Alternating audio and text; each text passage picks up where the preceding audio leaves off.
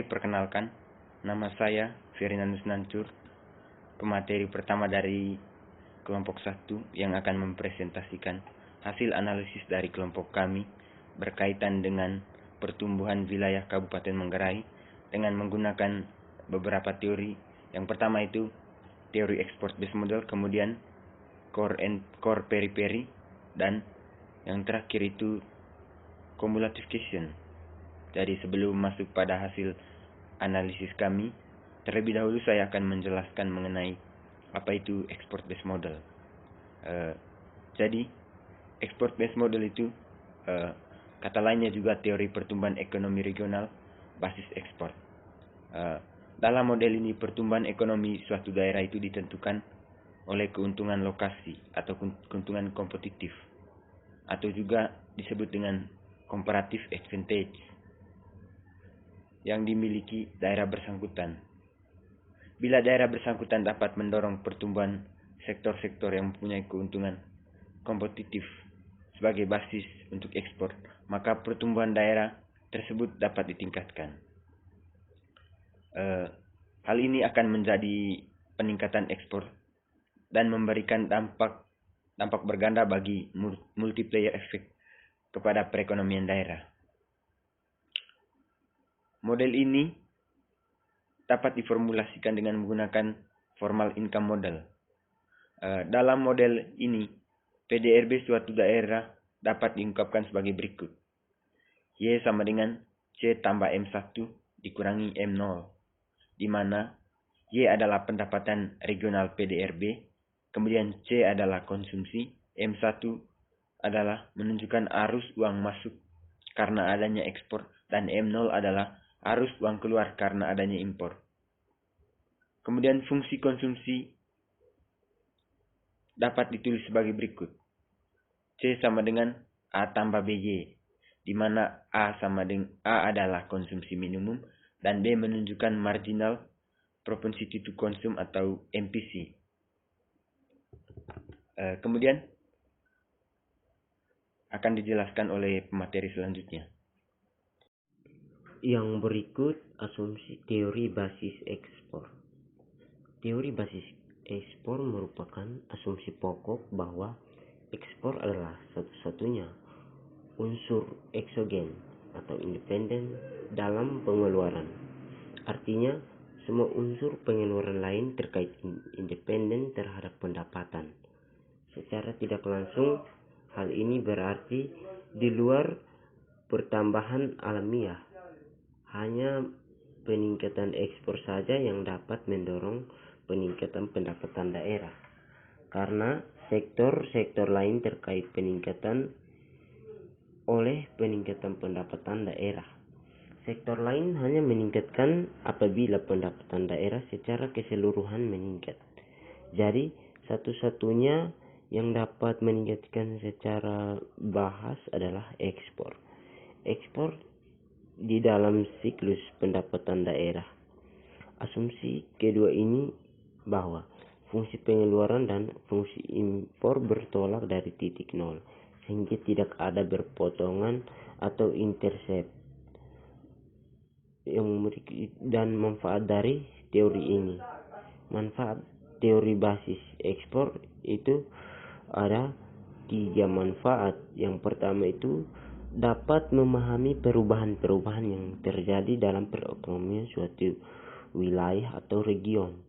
Yang kedua, ekonomi based multiplier berguna untuk melakukan evaluasi atau etisme terhadap dampak pengembangan atau pendirian baru suatu industri di suatu wilayah. Dan ketiganya ini, hasil hitungan ekonomi base dapat dipakai sebagai dasar estimasi untuk mengisi gap dalam data historis apabila informasi yang terjadi hanya sebagian. Selain manfaat dari teori ini, ada juga kelemahan dari teori ini. Kelemahan teori ini itu ada 6 kelemahan. Yang pertama itu menurut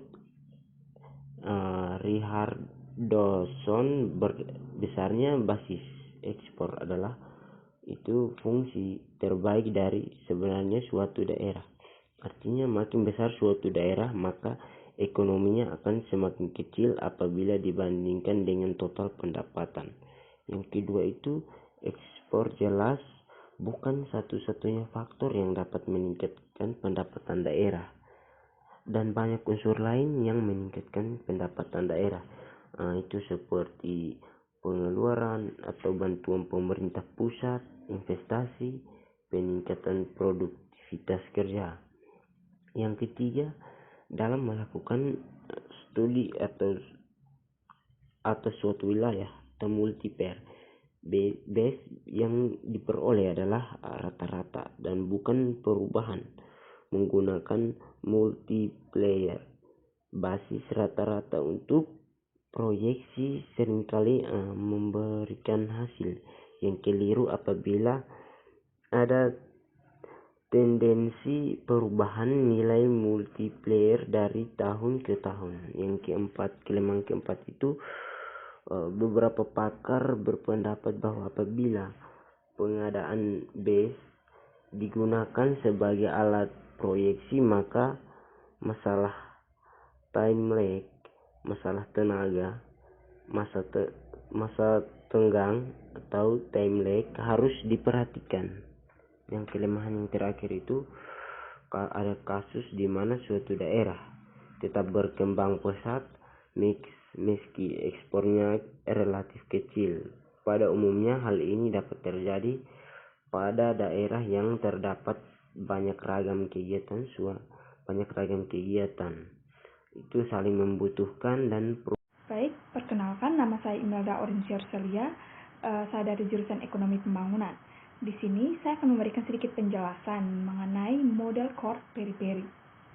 Baik, menurut John Friedman Weaver, menganalisis aspek tata ruang lokasi serta persoalan-persoalan kebijakan dan perencanaan pengembangan wilayah dalam ruang lingkup yang lebih general. Friedman sendiri telah menampilkan teori daerah inti. Di daerah inti sering disebut juga dengan daerah pinggiran atau periphery region. Daerah inti ini juga sering disebut daerah pedalaman atau daerah sekitarnya. Pembangunan sendiri dipandang sebagai proses inovasi dan diskontinu, tetapi kumulatif yang berasal dari jumlah pusat perubahan yang terletak pada titik interaksi yang mempunyai potensi tinggi. Pembangunan inovatif sendiri cenderung menyebar ke bawah dan keluar ke daerah pusat-pusat tertentu, ke daerah yang mempunyai potensi interaksi yang lebih rendah. Pusat-pusat besar, umumnya megapolis, dikatakan sebagai wilayah inti, dan daerah-daerah yang relatif statis, sisanya pinggiran. Wilayah pusat sendiri merupakan subsistem dari daerah kemajuan, bahwa daerah pinggiran sendiri merupakan suatu hubungan ketergantungan yang substansial. Daerah inti dan wilayah pinggiran sama-sama membentuk sistem spasial yang lengkap.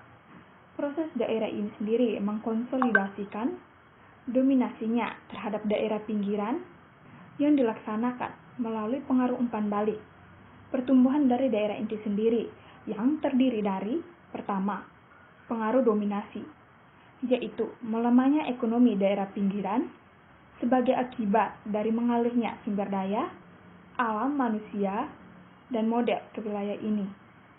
Yang kedua, pengaruh informasi, peningkatan dalam interaksi potensial untuk menunjang pembangunan inovasi. Yang ketiga, pengaruh psikologis, penciptaan kondisi yang menggairah untuk melanjutkan kegiatan-kegiatan inovasi secara nyata.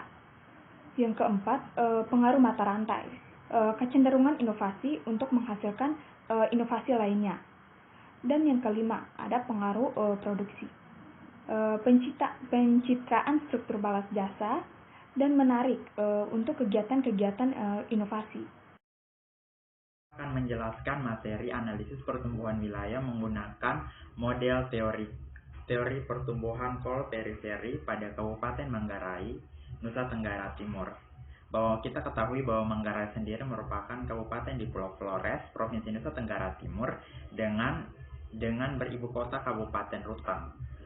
Berdasarkan data PBS mengenai jumlah penduduk, luas daerah, kepadatan penduduk dan menurut kecamatan tahun 2015 menunjukkan bahwa Kabupaten Manggarai sendiri memiliki jumlah penduduk sebesar 319.607 penduduk dengan luas wilayah 1.669,42 km persegi. Kemudian jumlah penduduk tertinggi terdapat pada Kecamatan Langkerembong sebesar 76.374 penduduk dengan jumlah penduduk terendah pada Kecamatan Lelak dengan jumlah penduduk sekitar 11.305 penduduk. Manggarai sendiri terdapat 12 kecamatan, 26 kelurahan dan 45 desa. Maka berdasarkan kami menunjukkan bahwa Manggarai menjadikan Kota Ruteng sebagai Kecamatan Langkerembong sebagai kota atau core inti dari semua kegiatan industri, sebagai daerah administratif dan sebagai daerah penyandang atau daerah pinggiran periferi antara Kabupaten Wairi, Cibal, Satarmese, Reok, Satarmese Barat, Rahong Utara, Lelak, Reok Barat, dan Cibal Barat, dan Satarmese Utara. Berdasarkan survei Dinas Pertanian Kabupaten Manggarai bahwa Kecamatan Satarmese merupakan kecamatan penghasil padi terbesar di Kabupaten Manggarai. Hal ini dipengaruhi oleh luas lahan sawah dari Kecamatan Satarmese yang lebih besar dibanding dengan kecamatan yang lain. Dikarenakan Satarmese sebagai penghasil padi terbesar, maka kontribusi dari pemerintah kota sangat besar. Menimbang hal tersebut, maka wilayah kota sebagai penentu atau penunjang produksi pertanian. Dari hubungan tersebut, maka ada pengaruh terhadap masing-masing wilayah. Misalnya, untuk wilayah kota, kebutuhan konsumen masyarakat terpenuhi, dan Kecamatan Satarmese, kebutuhan untuk produksinya dapat dijalankan. Maka hubungan tersebut merupakan model yang dikemukakan oleh John Friedman. Langkerembong sebagai pusat wilayah atau core memiliki keuntungan lokasi komparatif aspek tersebut di mana tersedia sarana dan prasarana yang lengkap, misalkan rumah sakit, pasar, sekolah maupun universitas. Dikarenakan tersedia sarana dan prasarana yang lengkap, maka kebutuhan masyarakat di wilayah Langkerembong dapat terpenuhi dan terbukanya peluang usaha untuk masyarakat di wilayah Langkerembong seperti pembuatan homestay, hotel, kos-kosan, restoran, kafe untuk memenuhi kebutuhan dari masyarakat,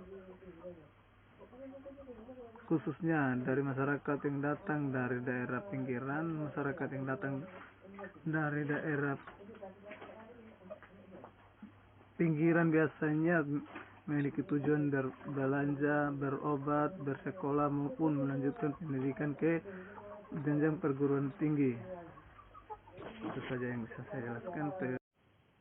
Luas lahan pertanian antar kedua kecamatan di Kabupaten Manggarai tidak jauh berbeda, di mana Kecamatan Satarmese mempunyai luas lahan sebesar 345,91 km persegi, sedangkan Kecamatan Reok mempunyai luas lahan sebesar 320,80 km persegi. Akan tetapi, produktivitas dalam memproduksi hasil pertanian, Kecamatan Satarmese lebih unggul dalam memproduksi hasil pertanian daripada Kecamatan Reok.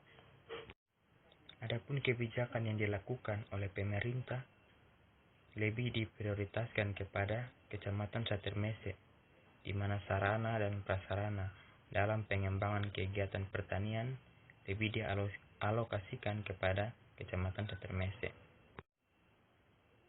Sehingga dalam hal ini peran pemerintah sangat dibutuhkan untuk memperhatikan perkembangan produksi pertanian di Kecamatan Reog, dan tidak hanya memprioritaskannya kepada Kecamatan Satermese. Maka dari itu, kami menarik kesimpulan akan kondisi kedua kecamatan tersebut, di mana perhatian pemerintah akan perannya terhadap satu wilayah atau daerah sangat mempengaruhi pertumbuhan suatu daerah atau wilayah tersebut.